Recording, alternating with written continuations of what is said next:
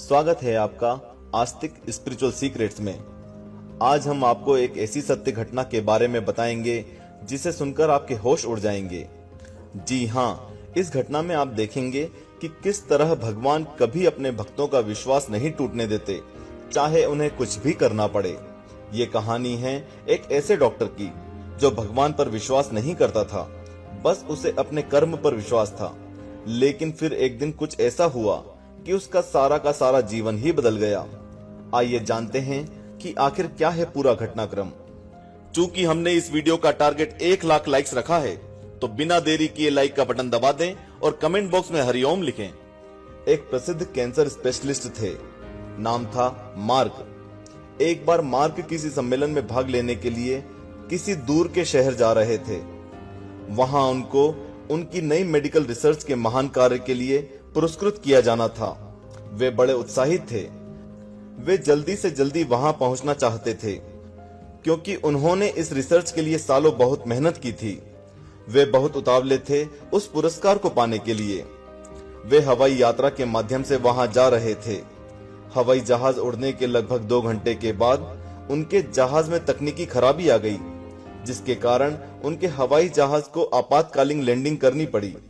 Doctor mark को लगा कि वे अपने सम्मेलन में सही समय पर नहीं पहुंच पाएंगे, इसलिए उन्होंने स्थानीय कर्मचारियों से रास्ता पता किया और एक टैक्सी कर ली सम्मेलन वाले शहर जाने के लिए। उनको पता था कि अगली फ्लाइट 10 घंटे बाद है। टैक्सी तो उन्हें मिल गई, पर ड्राइवर की व्यवस्था नहीं थी, इसलिए उन्होंने खुद ही टैक्सी चलाने का निर्णय लिया। जैसे ही उन्होंने यात्रा शुरू की, कुछ देर बाद बहुत तेज आंधी तूफान शुरू हो गया। रास्ता लगभग दिखना बंद सा हो गया। इस आपाधापी में वे गलत रास्ते की ओर मुड़ गए। लगभग 2 घंटे भटकने के बाद उनको समझ आ गया कि वे रास्ता भटक गए हैं। थक तो वे गए ही थे, भूख भी उन्हें बहुत जोरों से लग रही थी। इस सुनसान सड़क पर भोजन की तलाश में वे गाड़ी इधर उधर चलाने लगे। कुछ दूरी पर उनको एक झोपड़ी दिखी। झोपड़ी के बिल्कुल नजदीक उन्होंने अपनी गाड़ी रोकी। परेशान से होकर गाड़ी से उतरे और उस छोटे से घर का दरवाजा खटखटाया। तभी एक स्त्री ने दरवाजा खोला। डॉक्टर मार्क ने उन्हें अपनी स्थिति बताई और एक फोन करने की इजाजत मांगी। उस स्त्री ने बताया कि उसके यहाँ फोन नहीं है। फिर भी उसने उनसे कहा कि आप अंदर आइए और चाय पीजिए। मौसम थोड़ा ठीक हो जाने पर आगे चले जाना। भूखे, भीगे और थके हुए डॉक्टर ने तुरंत हामी भर दी। उस औरत ने उन्हें बिठाया, बड़े सम्मान के साथ चाय दी और कुछ खाने को दिया।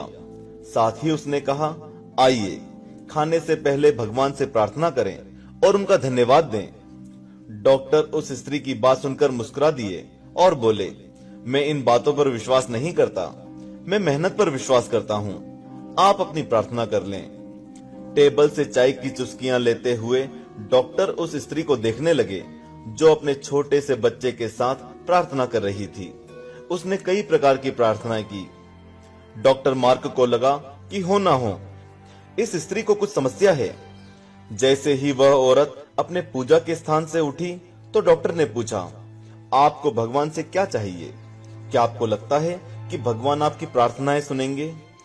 उस औरत ने धीमे से उदासी भरी मुस्कुराहट बिखेरते हुए कहा, ये मेरा लड़का है और इसको कैंसर रोग है, जिसका इलाज डॉक्टर मार्क नाम के व्यक्ति के पास है। लेकिन मेरे पास इतने पैसे नहीं हैं कि मैं उनके शहर जा सकूं, क्योंकि वे दूर किसी शहर में रहते हैं। यह सच है कि भगवान ने अभी तक मेरी किसी प्रार्थना का जवाब नहीं दिया, किंतु मुझे विश्वास है कि भगवान एक ना एक दिन कोई रास्ता बना ही देंगे। वे मेरा विश्वास टूटने नहीं देंगे। वे अवश्य ही मेरे बच्चे का इलाज डॉक्टर मार्क से करवाकर उसे स्वस्थ कर देंगे। ये सुनते ही मानो डॉक्टर मार्क तो सन्न रह गए। वे कुछ पल बोल ही नहीं पाए। आंखों में आंसू लिए और धीरे से बोले, भगवान तू बहुत महान है। उन्हें सारा घटनाक्रम याद आने लगा। कैसे उन्हें सम्मेलन में जाना था, कैसे उनके जहाज को इस अनजान शहर में आपातकालीन लैंडिंग करनी पड़ी, कैसे टैक्सी के लिए ड्राइवर नहीं मिला और वे तूफान की वजह से रास्ता भटक गए और यहाँ आ गए। वे समझ गए कि यह सब इसलिए नहीं हुआ कि भगवान को केवल इस औरत की प्रार्थना का उत्तर देना था, बल्कि भगवान उन्हें भी एक मौका देना चाहते थे कि वे भौतिक जीवन में धन कमाने, प्रतिष्ठा कमाने इत्यादि से ऊपर उठें और असहाय लोगों की सहायता करें। तो दोस्तों, इस कहानी से हमें एक बात तो साफ समझ आती है कि या तो ईश्वर को छोड़ दो या ईश्वर पर छोड़ दो। देखा प्रभु कितने दयालु हैं। इस वीडियो के लिए 1 लाख लाइक्स तो बनते हैं, तो देर किस बात की, इसे अभी लाइक कर अपने प्रियजनों के साथ शेयर करें।